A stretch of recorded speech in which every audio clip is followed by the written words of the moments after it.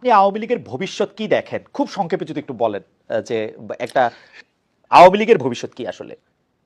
এ ব্যাপারে আমার স্পষ্ট অভিমত। হুম মুসলিম লীগের ভবিষ্যৎ যা হয়েছে, হুম তা আওয়ামী লীগেরও একটা নিবিড় সম্পর্ক রয়েছে। আপনি আমাকে বলেন তো, যেই লিডার কোন রকম কোনো আগের থেকে পরের থেকে কিছু না বলে দেশের তার যারা সাপোর্টার তাদেরকে বিপদে ফেলে, শুধুমাত্র উনি যাদেরকে তাদের পরিবারের অংশ মনে করেন তাদেরকে হিট দিয়ে শেখ তাপসকে আগে চলে যেতে বলছেন, তার আত্মীয় স্বজন আগে চলে যেতে বলছেন, শেখ রেহানার বিয়ার আগে চলে গেছেন, উনি চলে গেছেন, তাকে নিয়ে আর মানে ভাবনাটা কি, আর মানে এটা কারণটা কি?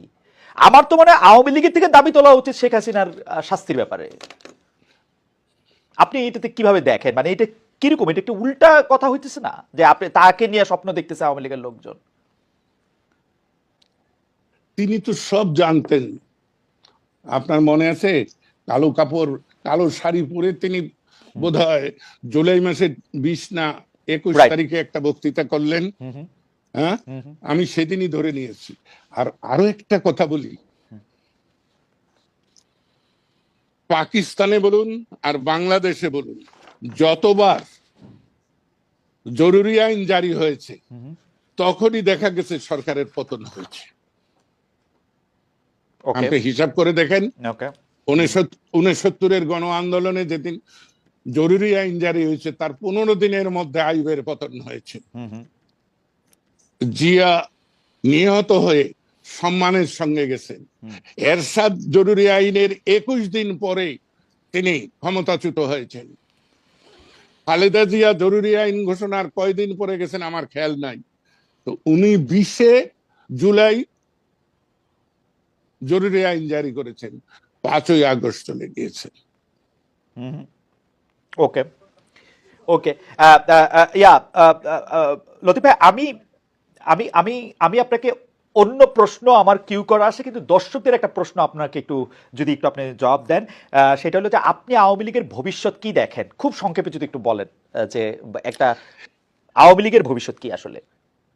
এ ব্যাপারে আমার স্পষ্ট অভিমত। হুম মুসলিম লীগের ভবিষ্যৎ যা হয়েছে, হুম মুসলিম লীগ পাকিস্তানের স্রষ্টা বলে দাবিদার, হুম ভারত রাষ্ট্রের প্রতিষ্ঠাতা বলে কংগ্রেস দাবিদার, কংগ্রেসের আজকে যে অবস্থা হয়েছে, হুম। তাই বাংলাদেশ প্রতিষ্ঠার দাবিদার আওয়ামী লীগের একই ভবিষ্যৎ।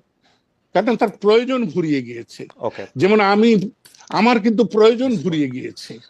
স্পষ্ট। আমি যতই চেষ্টা করি, 50 বছর বয়সে যা পেরেছি আজকে তা পারবো না। ওকে আমাকে নতুনদেরকে জায়গা ছেড়ে দিতে হবে। ওকে। আমি আমি একটু সামারাইজ করি আমাদের দর্শকদের জন্য, correct me if I am wrong mister Siddiqui, যে আওয়ামী লীগের ভবিষ্যৎ মুসলিম লীগের মতোই আপনি দেখছেন। কারণ এটা হচ্ছে যে মুসলিম লীগ পাকিস্তান প্রতিষ্ঠা করলো এবং আওয়ামী লীগ বাংলাদেশ প্রতিষ্ঠার সঙ্গে জড়িত থাকলো, তার প্রয়োজন এখন ফুরিয়ে গেছে এবং নতুনদের কাছে জায়গা ছেড়ে দিতে হবে। আপনি কি আর কোনো কিছু যোগ করবেন এইটার সঙ্গে? কারণ এটা একটা স্পেসিফিক প্রশ্ন অনেকের। আপনি যদি আর কোনো কিছু যোগ করেন ভবিষ্যৎ। যোগটা হলো, হুম সময়ের দাবিতে আওয়ামী লীগের প্রয়োজন নাই। তারপরেও আওয়ামী লীগ যে দুর্নীতি, হুম দুরাচার, গুম, হত্যা, বিনা বিচারে মানুষকে হুম অত্যাচার করেছে, বাক স্বাধীনতা হরণ করেছিল, হুম। এটা তো তাদের একটা পাপ। ওকে। আর সবচেয়ে লজ্জার এবং ঔদ্ধত্যপূর্ণ, আপনারা সে কথাটা বলেন না, হুম আমি ছোট ছোট কথা নিয়ে তো বলি। হুম শেখ হাসিনা প্রত্যেক বক্তৃতায় বলতেন হুম। যে আমি গণতন্ত্র দিয়েছি। রাইট। গণতন্ত্র কেউ দিতে পারে নাকি? এর চাইতে বড় ঔদ্ধত্য। এবং এই হ্যাঁ, কথাটা হচ্ছে একদমই, আমি গণতন্ত্র দিয়েছি বললেই বোঝা যায় যে এই দেশে গণতন্ত্র নাই আসলে। দেশের প্রধান যদি এই কথা বলে, এটা খুবই তাহলে ভালো কথা বলছেন। বোঝেন এটা খুবই ভালো কথা বলছেন। এটা খুবই ভালো কথা বলছেন। Make sense. অনেকেই তো আওয়ামী লীগ করেছেন। জি হ্যাঁ, জি।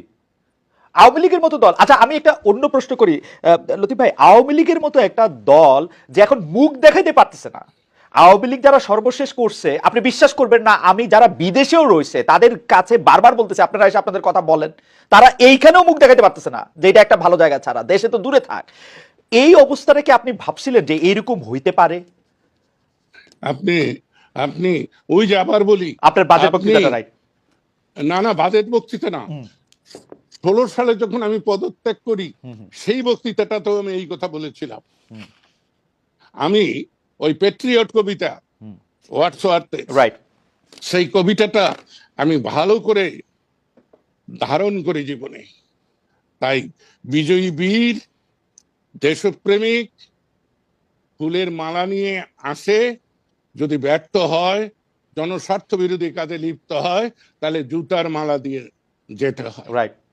আমি কালকে শেখ হাসিনাকে সমর্থন করেছি বলেই আজকে করব এ কথা তো আমি বলছি না, কিন্তু আপনি যেটা বললেন যে মুখ দেখায় কি করে, হুম, আপনি এখনো জানেন না এই বাংলাদেশে আওয়ামী লীগের এমন সমর্থক আছে তারা এখনো শেখ হাসিনাকে নিয়ে স্বপ্ন দেখে, যারা আমাকে ভয় দেখায় যে আপনি যে শেখ হাসিনার বিরুদ্ধে বলেন হুম, হুম, ভবিষ্যৎ কি হবো। আমি যে 87 বছরের একজন বৃদ্ধের হুম। ভবিষ্যৎ আর কত। Absolutely, absolutely. আচ্ছা, জনাব লতিফ সিদ্দিকী, আপনি দীর্ঘকাল ধরে শেখ পরিবারকে জানেন, চেনেন, আপনার সাথে